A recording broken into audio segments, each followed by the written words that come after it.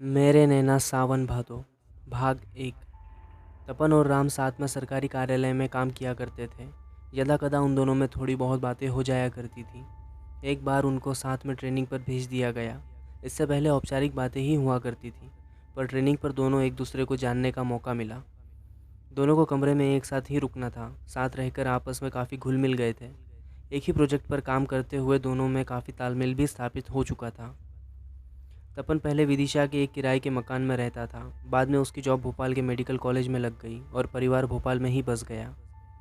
एक बार राम ने उसके यहाँ जो कुछ देखा तो राम के होश फाख्ता हो गए। ये एक ऐसी पहेली थी जिसे सुलझाना बहुत मुश्किल था। बात सिर्फ विश्वास की है। राम शिरडी और नासिक घूमकर अभी वापस आया ही था। टीवी देखना, किताबें पढ़ना, दोस्तों से मिलना जुलना, धार्मिक स्थलों की यात्रा करना उसका प्रमुख शौक था। जब शिरडी और त्र्यंबकेश्वर का प्रसाद देने वो अपने दोस्त तपन के घर पहुंचा, तब पता चला उसके छोटे भाई अमित की तबीयत खराब है। वहां देखा परिवार के सभी लोग मौजूद हैं। अमित ज़ोरों से चीख रहा है, जैसे उसे किसी तरह का दर्द हो रहा हो। उसकी हालत बिल्कुल भी देखने लायक नहीं थी। 3-4 लोग भी मिलकर उसे संभाल नहीं पा रहे थे। तपन के पिताजी ने कहा, इसे तुरंत डॉक्टर के पास ले चलते हैं, पर माँ ने चुप रहने का इशारा किया। अमित चीखता और बेहोश हो जाता। अमित की चीखें अब भयानक होने लगी थी। कोई उसका सर दबा रहा था, कोई उसकी छाती मल रहा था। अमित की दादी ने कहा, इसे पूजा घर में ले चलो। इतना सुनते ही अमित ज़ोरों से चीखने लगा। शायद ये बात उसे पसंद नहीं आई। छोड़ो, छोड़ो मुझे, मुझे कहीं नहीं जाना। ए बुढ़िया, समय से पहले मरना चाहती है क्या? सफ़ेद सफ़ेद आंख निकालते हुए वो गुस्से में दादी की ओर देखने लगा। अचानक उसके मुंह से ऐसे अभद्र शब्द सुनकर सभी सकते में आ गए। अमित अभी भी अजीबोगरीब हरकतें कर रहा था और अजीब तरह से हिल रहा था। उसे ज़बरदस्ती घसीटकर पूजा घर में लाना पड़ा। राम ने भी उनकी सहायता हेतु अमित को पकड़ लिया और दादी के कहे अनुसार मंदिर में ले गए। यहाँ वो और भी ज़ोरों से चीखने लगा। उसे संभालना अब मुश्किल होता जा रहा था। उन लोगों ने उसे कुर्सी से बांध दिया। फिर उनकी दादी ने उससे प्रश्न किया, बता, कौन है तू? सुनकर अमित गुस्से से भर गया। उसका सर और छाती अब भट्टी की तरह तपने लगे। उसे अब संभालना मुश्किल हो रहा था। दादी ने फिर कहा, बता, कौन है तू? इस बार अमित ने गुस्से में अपने दांत पीस लिए। उन दांतों को किटकिटाने की आवाज़ तपन और राम के कानों में दर्द करने लगी। उसके बदन की सारी हड्डियां कड़क रही थीं। आखिर में उसने अपनी जबान पूरी तरह बाहर निकाली, जो काली पड़ चुकी थी। यकीन नहीं हो रहा था कि किसी इंसान की जुबान खींचकर इतनी लंबी हो सकती है। तभी उनकी दादी ने मंदिर में से हनुमान जी का थोड़ा सा सिंदूर उठाकर उसके माथे पर मलने जैसे ही अपना हाथ बढ़ाया, तो अमित ज़ोर ज़ोर से उससे बचने अपना सर हिलाने लगा, गुस्से से गुर्राने लगा। सभी ने उसे कसकर पकड़ लिया और ज़बरदस्ती सिंदूर का टीका उसके माथे पर खींच भूत पिशाच निकट नहीं आवे, महावीर जब नाम सुनावे का उच्चारण दादी के कहे अनुसार करने लगे।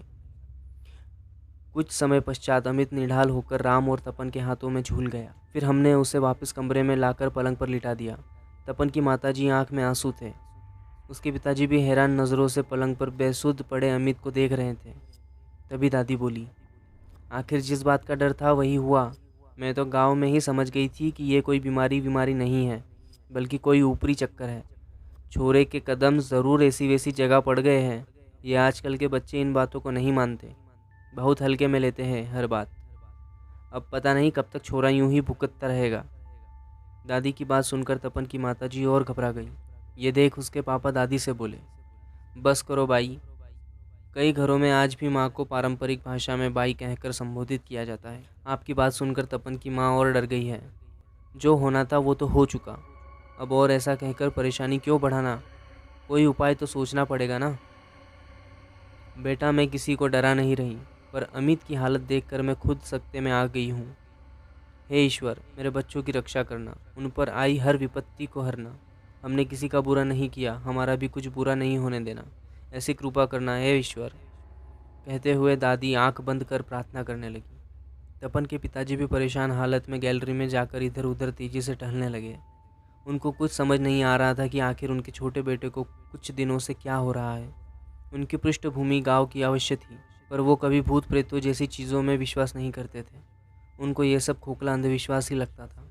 अमित की समस्या उनको मानसिक लगती थी। वो उसे किसी साइकेट्रिस्ट के पास दिखाना चाहते थे। उनको लगता था कि अमित ज़रूर किसी ऐसी वैसी समस्या से ग्रस्त है जो उसने अभी तक घर वालों को नहीं बताई। वो अंदर ही अंदर उस परेशानी से जूझ रहा है, और जब जब उसे कोई रास्ता नहीं सूझ रहा तो वो ऐसा अप्रत्याशित व्यवहार कर रहा है।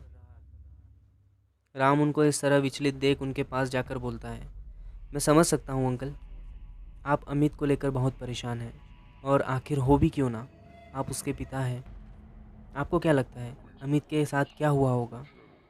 राम की बात सुनकर तपन और अमित के पिताजी उसकी तरफ गंभीर मुद्रा से देखते हुए बोले, बेटा, तुमने जो आज देखा है, हम तो काफ़ी समय से ये सब देख सुन रहे हैं।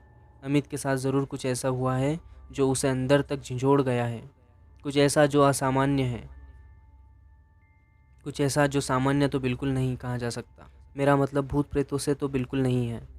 मैं कभी इन अंधविश्वासों में नहीं पड़ता, पर कुछ तो हुआ है उसके साथ जो वो बर्दाश्त नहीं कर पा रहा है और किसी को बता भी नहीं पा रहा है। दिन रात वही सब सोचते हुए उसकी हालत ऐसी हो गई है। अब तो वो हम लोगों को अपना दुश्मन समझने लगा है। जैसे मिर्गी के दौरे उठते हैं किसी को, ठीक उसी तरह उस दिन भी उसने वैसा ही किया।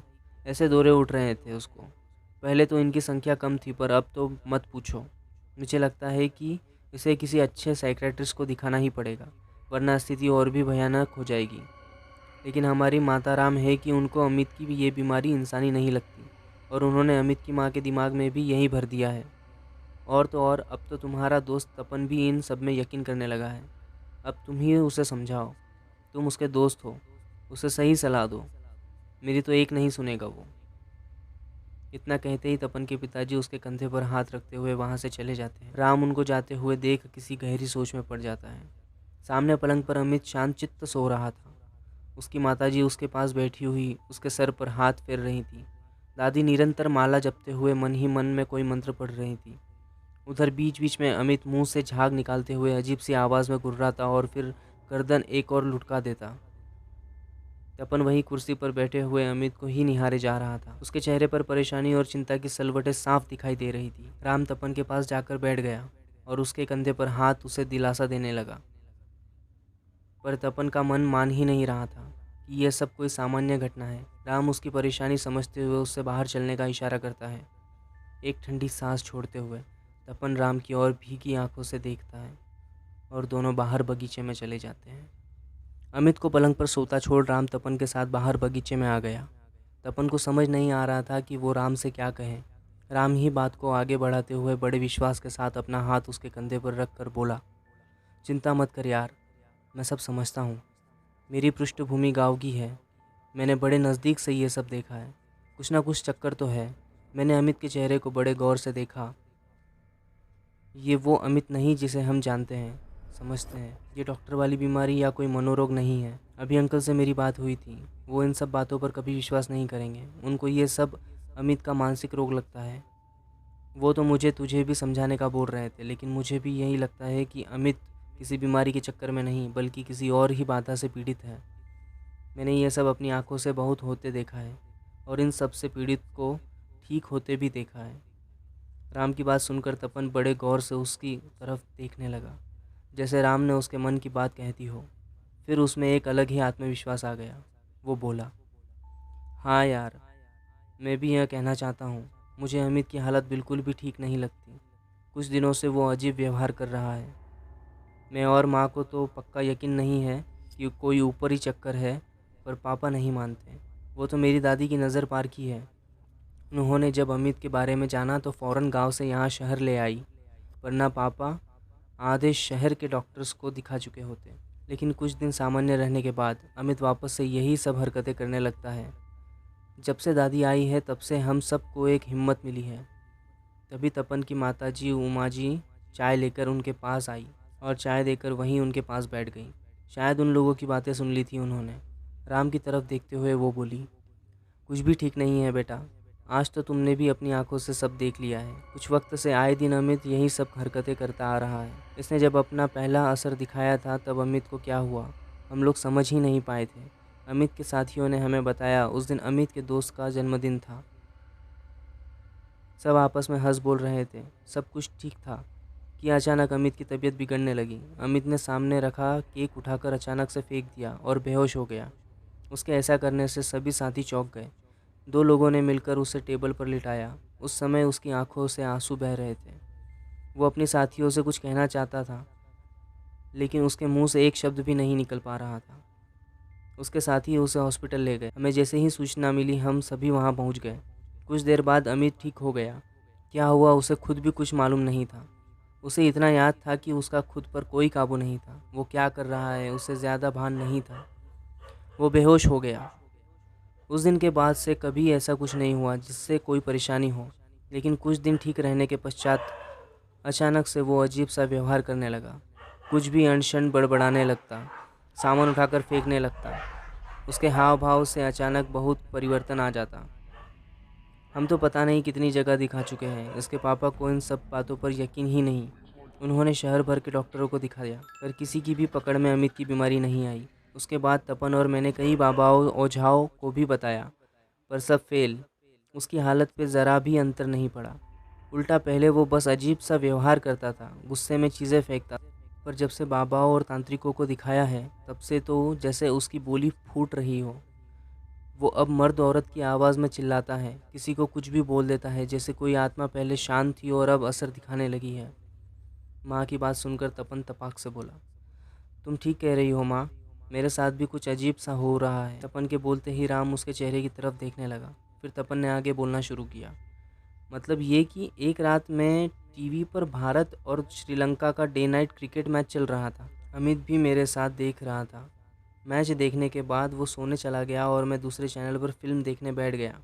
रात को 2 बजे तक फिल्म देखने के बाद मैं भी सोने चला गया था। कमरे की खिड़की खुली हुई थी और उससे तेज़ हवा कमरे में आ रही थी। तभी पता नहीं कैसे मेरी आँख खुल गई। मैंने देखा जैसे एक साया मेरे पास खड़ा हो। ध्यान से देखने पर भी मैं कुछ समझ नहीं पाया। इससे अपना वहम मानकर मैं वापस सो गया।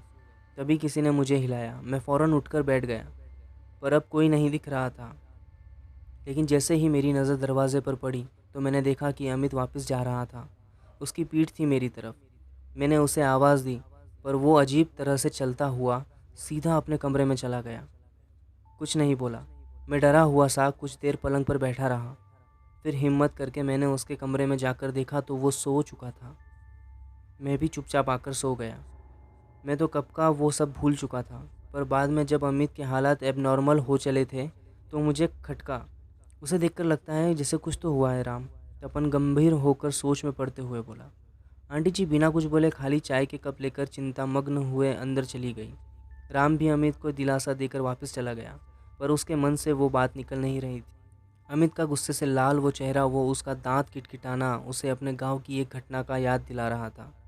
उस वक्त वो छोटा था, पर इतना छोटा भी नहीं था कि कुछ याद न रहे। दरअसल उसका गांव दोराहा, जो मध्य प्रदेश की राजधानी भोपाल से 30 किलोमीटर की दूरी पर है।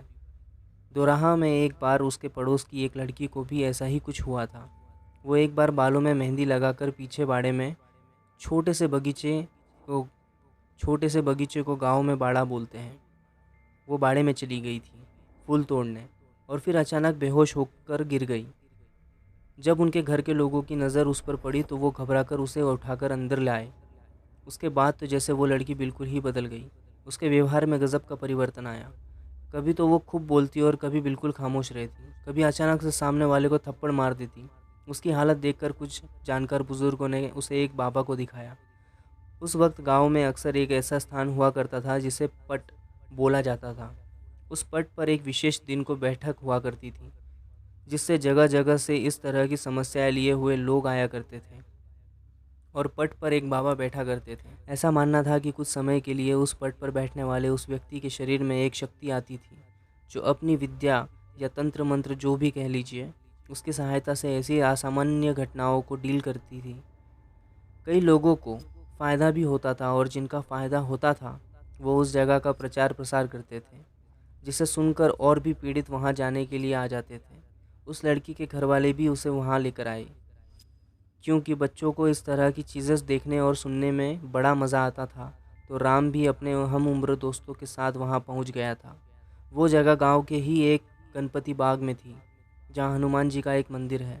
उसने देखा उन पट वाले बाबा ने जब उस लड़की की तरफ देखा और कुछ समय शांत होकर बैठ गए। फिर अचानक से आँख खोलकर उस लड़की पर दहाड़े, और जा, बालों में मेहंदी लगाकर बाहर, अब वो तेरे पीछे पड़ गया है, इतनी आसानी से नहीं छोड़ेगा। उनका इतना कहना था कि उसके घर वाले डर गए। बाबा को प्रणाम करते हुए उनसे विनती करने लगे कि अब आप ही संभालो, आपका ही सहारा है। हम तो बड़े बावले हैं, नासमझ है, कुछ नहीं समझते। इस बच्ची को बचा लो, आप जो कहोगे हम करेंगे। उनकी बातें सुनकर वो पट वाले बाबा कुछ देर फिर खामोश हो गए और बाद में वहीं पास में रखी थाली में से एक लाल धागा उठाकर उस लड़की के हाथ में बांध दिया और अगले सप्ताह आने का बोला। हर बार वो पट वाले बाबा कुछ क्रिया करते और फिर अगली बार बुलाते। लगभग 4-5 चक्करों में उन्होंने उस लड़की को पूरी तरह ठीक कर दिया।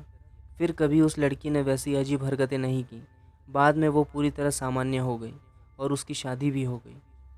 राम को जब ये पुरानी घटना याद आई तो वो एक दिन अपने गांव गया और उन बाबा का पता किया, पर अब वो पट वाले बाबा वहाँ अपनी बैठक नहीं करते थे, क्योंकि जिनके शरीर में वो शक्ति आती थी वो व्यक्ति अब नहीं रहे थे और उनके बाद फिर उस परंपरा को किसी ने आगे नहीं बढ़ाया।